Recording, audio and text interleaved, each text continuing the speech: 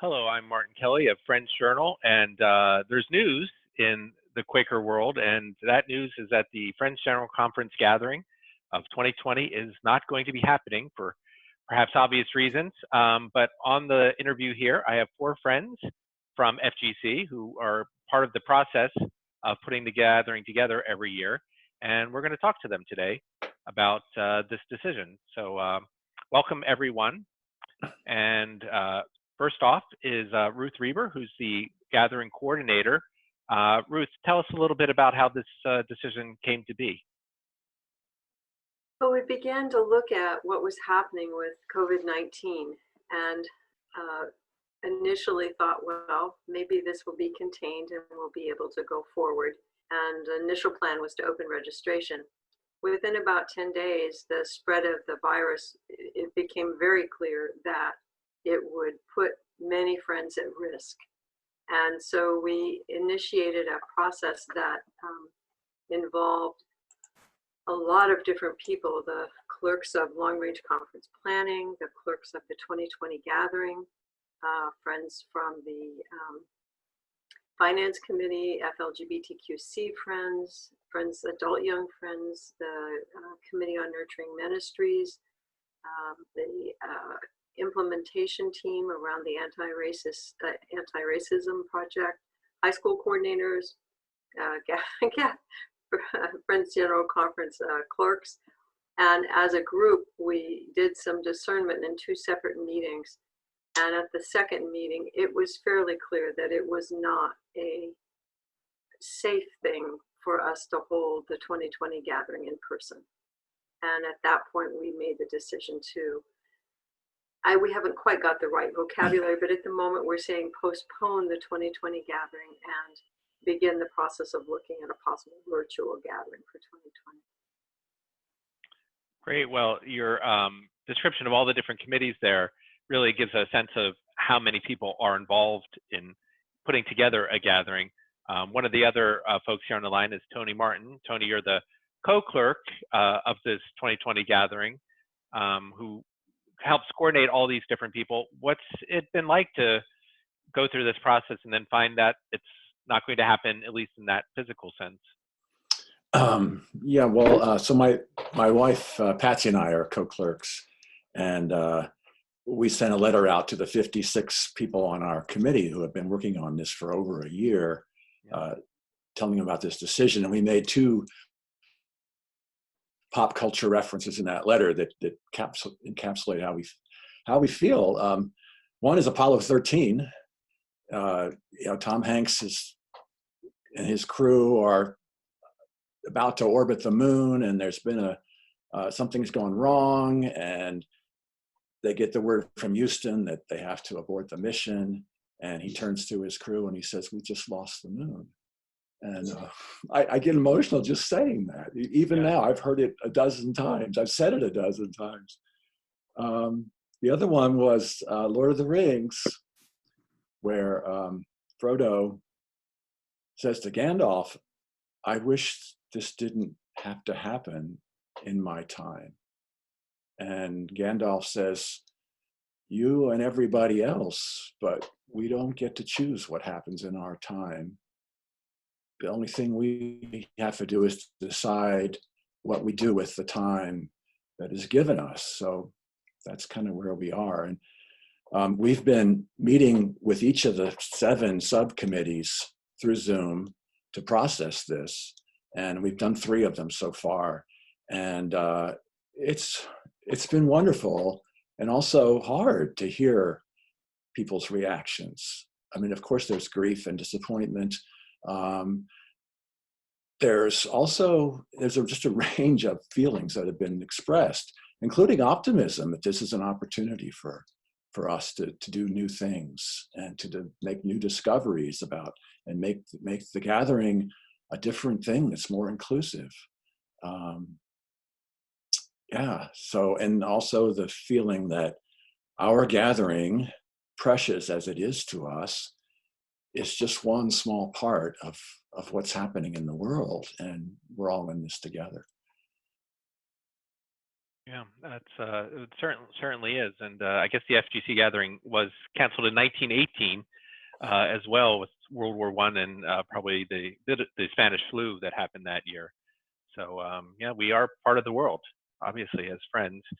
Um, we have in the April issue that's going out in mailboxes now an article by Barry Krosno, the General Secretary of FGC, about how FGC has been doing these creative ways of expanding who can go to the gathering.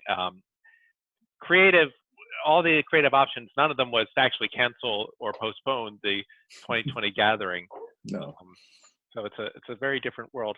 And Also, if I may say, our theme for this year's gathering is "Way Will Open," and that theme has taken on new meaning. Yeah, and we shall see how way will open. well, great. Well, one of the other interviewees here is going to share a little bit about how that way is opening. We have Lori Zaninsky, who's the incoming gathering coordinator, and usually the incoming person sort of shadows the gathering coordinator for a year, but boy, Lori, you're getting really thrown into the bathtub here.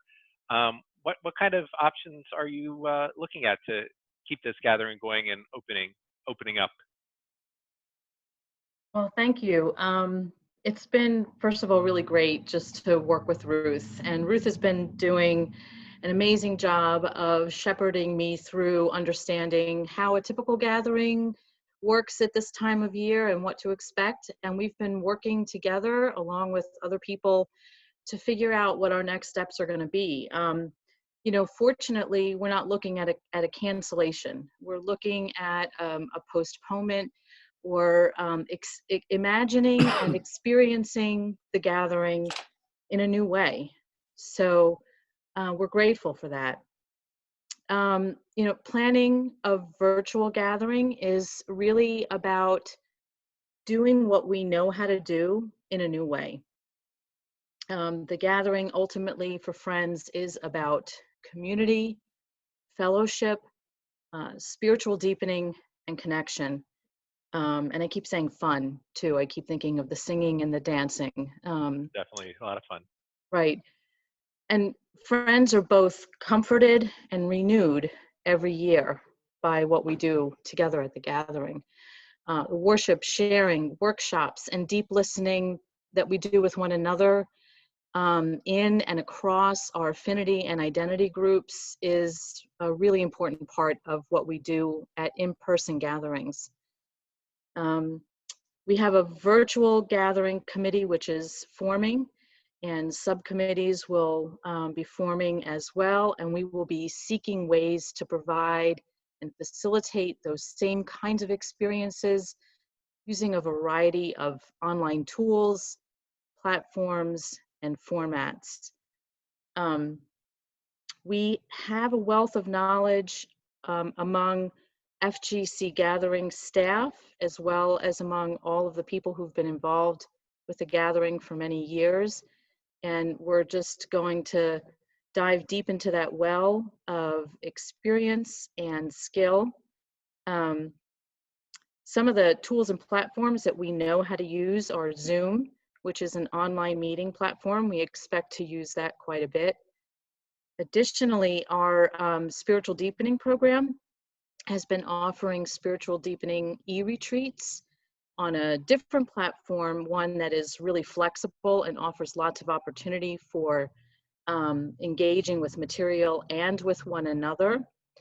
We've been using that for a few years, and we expect to be able to utilize that in our virtual gathering. So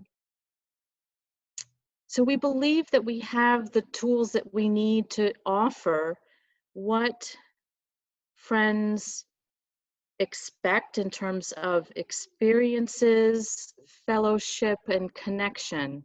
And we're at the beginning stages of exploring exactly how we're going to do that. We do expect to offer things that Friends generally expect from the gathering, like worship and worship sharing groups. We expect or hope to be able to offer both time and virtual spaces for pre-gathering retreats, time and virtual spaces for centers, youth programs, and plenaries. So we right now have a sort of large sketched out idea of how we're going to approach this, and friends are about to come together and dig deeper into the details.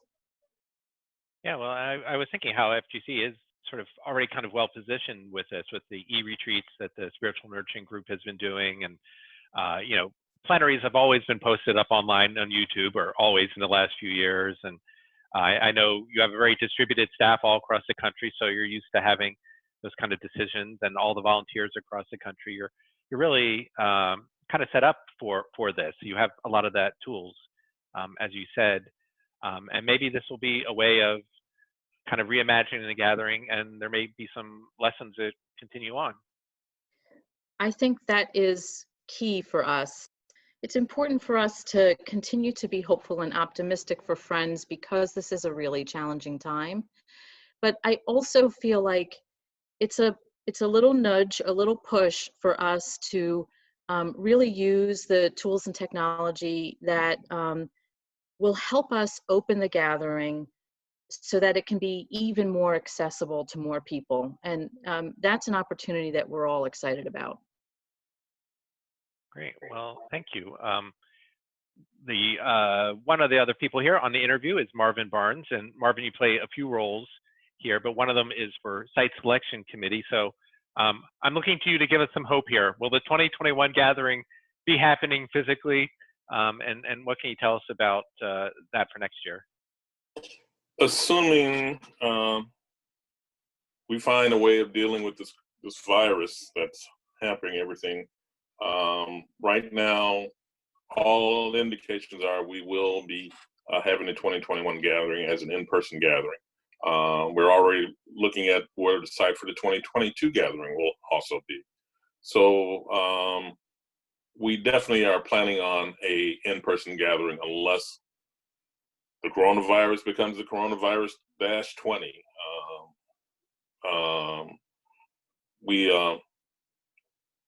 We have high hopes. We have very high hopes, and I think Spirit will lead us to be together in person. Yeah, let's all hope. You're also the rising presiding clerk of FGC in general. Is there any lessons that this is giving us for how do you feel? You're also being sort of thrown into this whole new position at a very unusual time, and I'm sure there's all sorts of budget considerations that'll happen, and thinking about what this all means. So how do you view FGC in the next few years after all this is hopefully behind us? One of the things I've been looking at are some issues that have come before our central committee over the past 2 to 3 years, in that we recognize the leadership of FGC right now is aging, and as are our meetings, and as are a number of things around the FGC world. We want to try to make sure we not only are inclusive from a diversity point of view, but we want to make sure that younger folks who may have thought, well, the older folks should be running things, have a little bit of a different attitude, in that they become part of managing, growing, and leading us down the spiritual path in leadership roles within FGC. So one of my goals as rising clerk is to make sure that we have more and more younger folks involved in FGC decisions and in FGC participation. And I hope to have that rolling from day one when I step into the clerk's position. Yeah, that'd be great. There's also all sorts of online communities that are out there of people who are interested in Friends, and they say they run across Friends, and people on Reddit and Discord and all these different online platforms who are kind of intrigued by Friends. And I wonder if an FGC gathering that's virtual like this and has these ways of coming in differently than actually spending the week and jumping all way into a Quaker gathering, whether that will, I think, help perhaps bring some of that fresh energy in. I think you're right. I think we can make use of that. And my background being involved in computers and communications, it's a natural fit to try to bring all of that together. Great. Well, good luck, everyone here, as you continue to do this. And I'm sure there'll be updates about how this will actually look, this virtual gathering, and about 2021 and lots of new stuff. So hopefully we're getting growth through all this, and we're learning stuff. So thank you, everyone, for joining me today and answering my questions about the FGC Gathering 2020. Thank you all. Thank you for having us. Thank you. Thank you. Thanks, Martin.